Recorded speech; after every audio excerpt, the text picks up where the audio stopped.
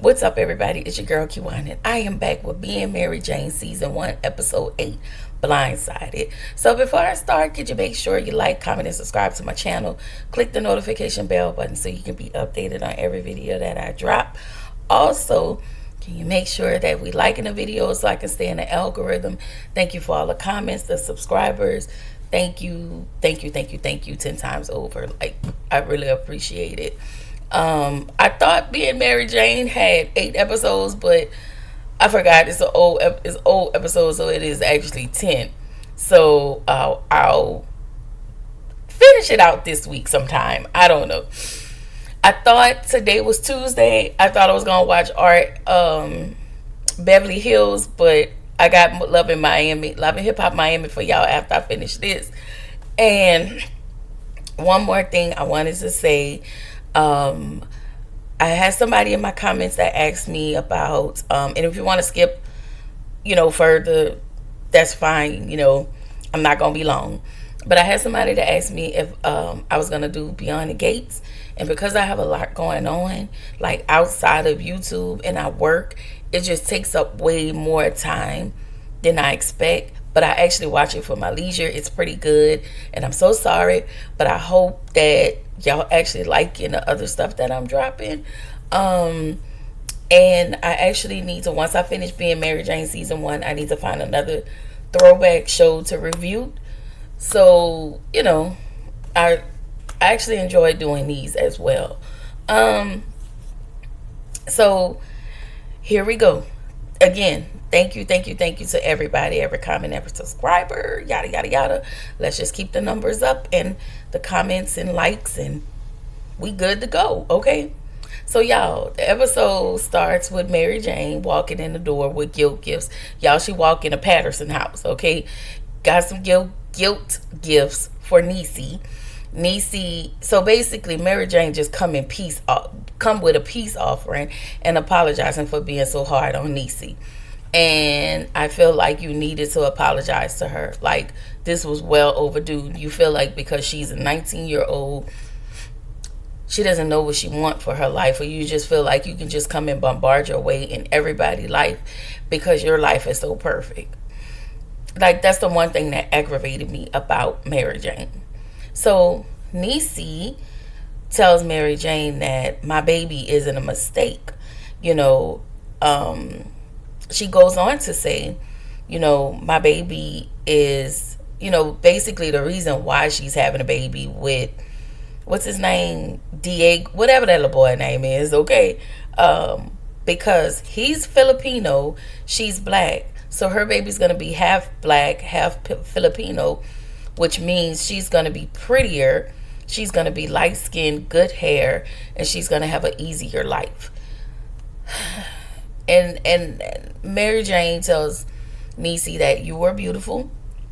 She tells her, Niecy then, comes back and say, ain't no men checking for me. And if they do, it's just because I can put it down in the bedroom, in the car, in the movie theater. And I was like, oh my God. But I do think Niecy is gorgeous. She's gorgeous, y'all. She is gorgeous in real life. Even like looking at her back then on Being Mary Jane, her skin was pretty, her hair was pretty, like everything about her was pretty. So that's a lot. That was big. That was a lot. So Mary Jane finally listened in this moment. She finally heard Niecy. She cried with her. She held her. She stayed at her house. And I don't know. I think this is all Niecy wanted, was for her auntie to understand her rather than come in and be judgmental. And I appreciated this. I appreciated her for hearing Niecy, her reasoning. Not just that, just be a safe space. Because Mary Jane was never a safe space. So Patrick goes up to his mama, gives her a gift, looks like a jewelry box, but inside the jewelry box is a life alert necklace. And she walked out that door like, sir, get out of my face.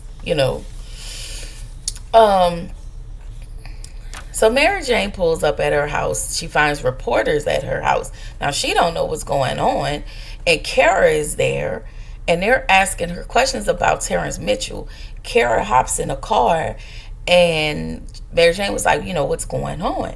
And we find out that Terrence unalived himself. And y'all remember, Terrence Mitchell was played by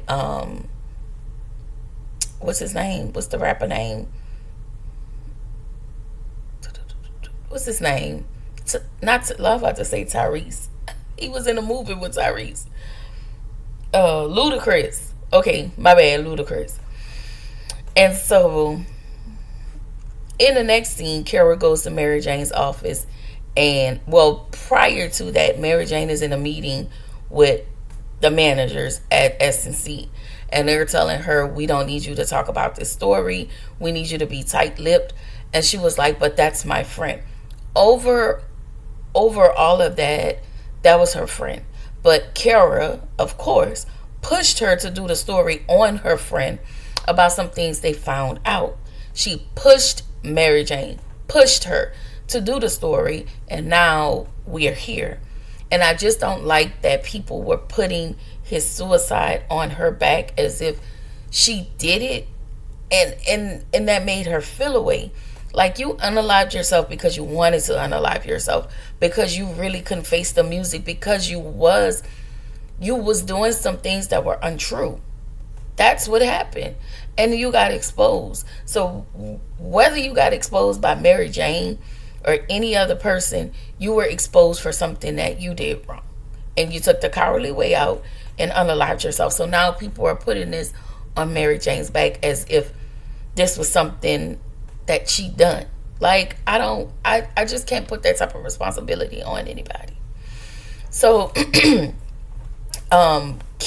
Mary Jane leaves out of the management meeting because at this point she's visibly mad. And so Kara then goes into her office, and she tells Mary Jane, well, we decided to pull your show, and we're going to extend Mark's show for 2 hours. And so Mary Jane was pissed because here we go. I wouldn't be here if Kara wouldn't have thrown me under the bus once again. Y'all, I told y'all, Kara be pissing me off because she pushed Mary Jane, push for these stories, so she can secure her job. And then Mary Jane is the one that's getting all the backlash on the end because this is her show. She's the face of her nightly show. Like, I don't understand. So Mary Jane goes back to the Patterson home. Okay, so she's sitting in the kitchen eating ice cream. Daddy Patterson walked in. He was like, I thought you was lactose. And she was like, not today. And so she talks to him about the situation with Terrence. And I believe the whole family knows Terrence. It's not just her. They've been knowing each other for some years. And so basically, Daddy Patterson tells her, it doesn't matter what I think. It doesn't matter what nobody thinks.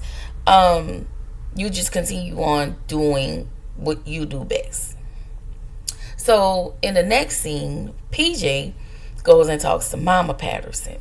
And he asks her, he asks her, like, why don't you laugh?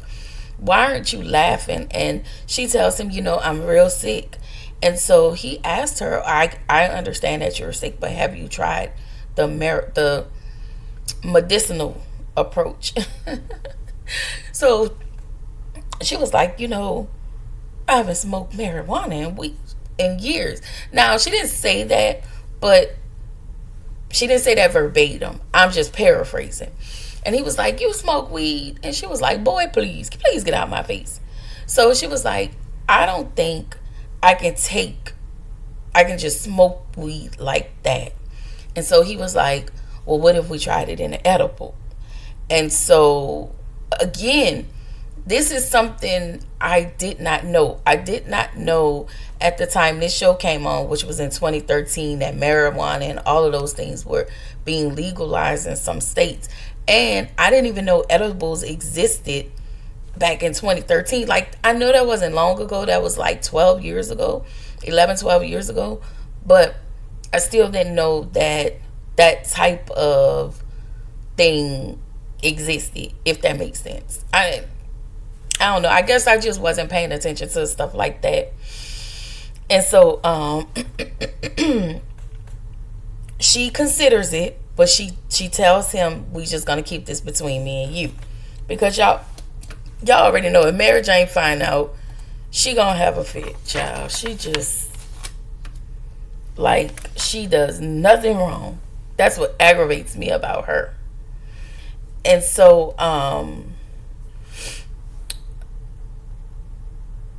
Mary Jane is in her office in the next scene. Sorry, y'all. She gets a package from security, and security lets her know, hey, we've already checked the package.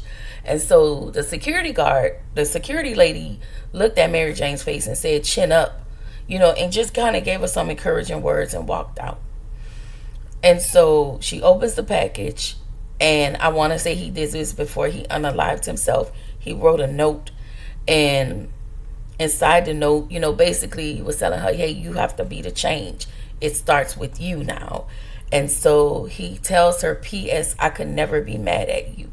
So what happened, he wasn't mad at her. Everybody else is mad at her because he's unalived.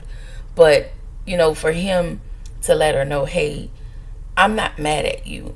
I'm not mad that you guys were the one that exposed me. I was thinking like maybe he came like, I'm mad because I lied about it, or maybe I got caught. I don't know.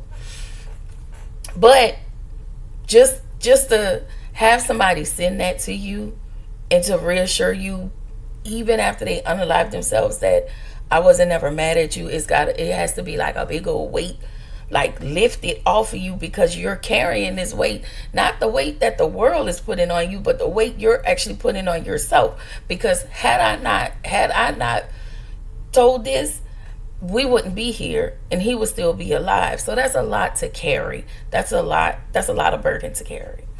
So Mary Jane walks in her house and cries about Terrence. She just stands on her wall and she's crying. And so her cleaning lady comes and comforts her. They sit on a sofa. She sings to her, and they have like a little small talk, a conversation. So she get a phone call from Patrick saying, they pushing the surgery up or back or whatever, and Niecy is getting ready to have her baby.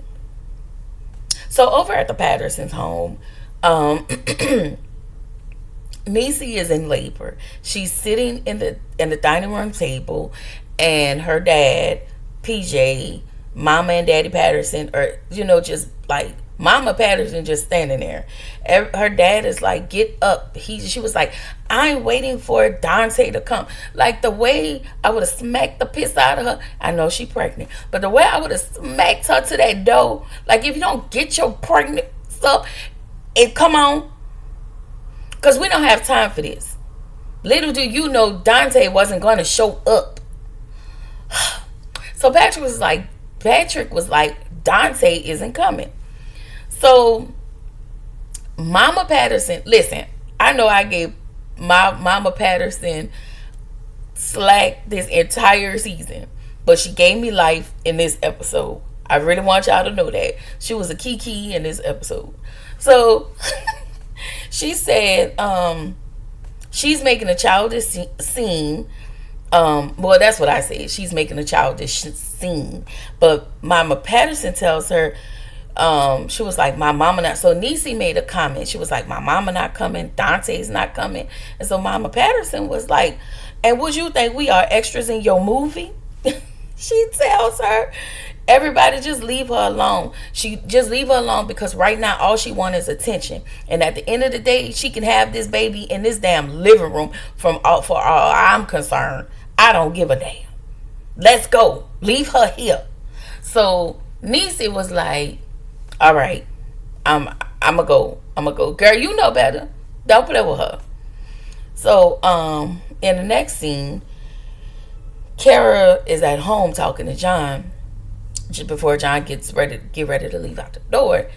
She was like, oh, no date tonight? He was like, no date tonight. But he was like, you have that look, so tell me what's going on. She thinks she pushed too hard. She thinks she pushed Mary Jane too hard, and a part of her feels like that Mary Jane doesn't have the stomach for this business. And it's like, no, you don't have a heart for this business. You don't have a heart as it relates to this business, but Mary Jane does. Her conscience kicks in all of the time because she is the face. She's the one that they're seeing, and it's almost like you just want her to be as cutthroat as you. I do not see it for Kara. I never have, and I probably never will. Okay. So then she starts to cry because she thinks she's a bad mom. She was like, I love my kids more than this job. I'm sorry, y'all. And so John was like, listen, allowing the kids to come, now he talking like he got sense. Allowing the kids to come live with me on a weekday and stay with you on a weekend doesn't make you a bad mom. It's because you're busy. You're busy. It doesn't make you a bad mom. So they, talk about that. But then we get to the next scene. PJ and Patrick go over to Raggedy ass Dante house. And he like have the door cracked open. And Patrick was like, you need to come to the hospital because Niecy about to have this baby. Now let me tell y'all this. I was here for Patrick. I was here for PJ for stopping by that little house, going over there to pull him to bring him to the hospital. Okay, you laid down. You had got these women pregnant. So guess what? You need to be all up in their face as well as the baby face. Anyway, he tried to get out of it, but then Monte's mama comes to the door, and she was like, "Hi, who are you?" And he was like, you may not know us, we may not know you, but he is having a baby with my daughter. And, they let him in. His mom was like, don't be rude, let them in. No, they didn't tell her that. They was like, our kids know each other. And so she was like, Dante, open the door and let them in. So they go in the house. They sit down with the mom. Meanwhile, Niecy's still in the hospital, having this baby. And the whole time, he's doing all of this like the way I would have punched the piss out of Dante, okay? Because Dante is a trash individual who was gonna grow up to be a trash grown man. So this whole time, you're acting as if you don't have kids on the way. Your mother doesn't even know she has grandkids on the way. And so they tell her, like, hey, your son got my daughter pregnant. She's in the hospital getting ready to deliver. So her Raggedy say, oh, no. And so he was like, no, sir, why are you hiding this from your mom? You are a liar. You are a trash human being. You are a liar. And so PJ was like, but wait. Ma'am, I know you don't know about this. You surely don't know about this first burn, baby. But Mary, did you know that your son is having a second baby by another girl? So her raggedy self gonna say, not my son. He's too young. Ma'am, your son is young and nasty and don't know how to wear a condom. And let me say this, ma'am, you are a RN, but I will say this is no fault of your own, because you could have told Dante and gave Dante all the medical and all the reasons why he should not have unprotected schmecks. Okay? And he's still gonna go out and do whatever he want.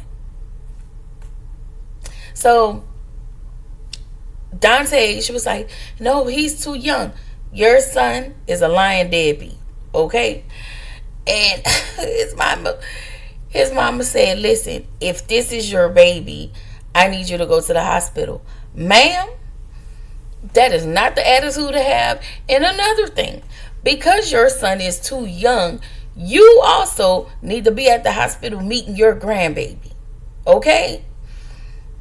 Unless you have to work the night shift. Okay? So this right here, this aggravated me. So we get to the hospital. Baby, Mama Patterson is high as a kite. Okay? She's high as a Cuda Brown. Baby, she higher than American Airlines. You understand? She high. All right? So she eating them cookies. Listen, whatever Mama Patterson is having, give me one of them. I need one of them. So y'all, she's laughing, she's smiling, she's having a good time. And this is what I always wanted to see with Mama Patterson. She's not complaining about her illness because she probably don't feel nothing. She's happy. She's joyful. And although she's inebriated, she's still happy and joyful. She's not miserable. She's not calling around. She's not she's not doing any of that. And I can appreciate PJ for that. Like, Mary Jane don't know everything. So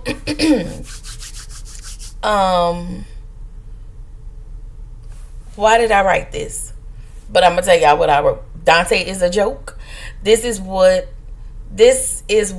a what I wrote. Oh, I'm sorry. Dante is a joke. They bring him to the hospital, and so that's why I wrote that. Okay, so Dante is a joke, and the fact that I like that these black men grabbed him, yoked him up, held him accountable, and made him come to the hospital to be a father to his kid, his new kid that's coming into this world. You need to see her face, and she need to see your face, and you need to be in her face. Oh, he is trifling. So Mama Patterson's still eating that cookie. Mary Jane notices, like, what you doing? What's going on? So Mary Jane noticed that she was high. Okay, high as a kite. Okay. So Mary Jane gets back to her house because the reporters at this time are gone. So that's probably why she stayed over at her parents' house to kind of smooth everything over until the media is gone. So Mary Jane's on the phone with Lisa. And every time Mary Jane mentions David, Lisa acts really weird. And I'm like, ever since she found out Mary Jane hid that sperm in her freezer, she been acting really weird. She been acting real op-like. So I was thinking her and David smashed. That's what I was thinking, and you need to tell her. I don't know. So MJ feels guilty basically about what happened to Terrence. I told y'all she been carrying this guilt around since she found out people are talking about her, making her feel even more guilty. And then her job doesn't make it any better because they don't want her to talk about it on air. So so I think they may have showed Mama Patterson again because I think that's when she came out of Niecy must have came. No. Niecy had already came out of the room. I don't know what happened, but I just put my Mama Patterson is a ball this episode, and who knew I would like her in this episode? All they had to do was take one episode. Next episode, I don't know, but this the one that count. So Ava DuVernay, I didn't know she was on this episode. Like, back then, we did not know. I did not know Ava DuVernay, and she's a guest speaker on SNC, and so after she talks to Ava, they have that interview with Ava, she then talks about Terrence. They scripted what they wanted her to say, but she was like, F it, and she said everything she needed to say, and it was like, what is she doing? There y'all go, trying to silence this woman She's trying to make it right, and all y'all doing is trying to making it worse because y'all keep thinking about the money aspect of it. But she made it right, and she apologized, and I was okay with her speech. Anyway, in the next scene, Mary Jane, she gets a doorbell. It's David. He's at the door, and he's standing outside. She has the door open, and he was like, well, I need to talk to you. He was like, you came down here to check on me? And he was like something like that.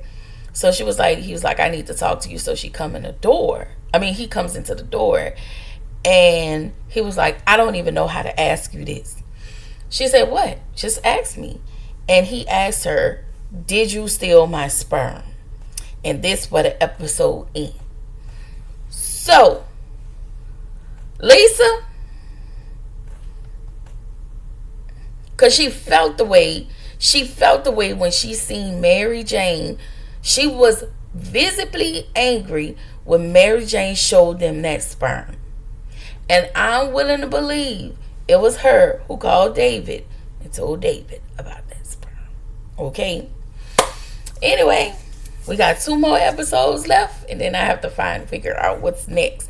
So after I upload this one, you guys will see Love and Hip Hop Miami right after.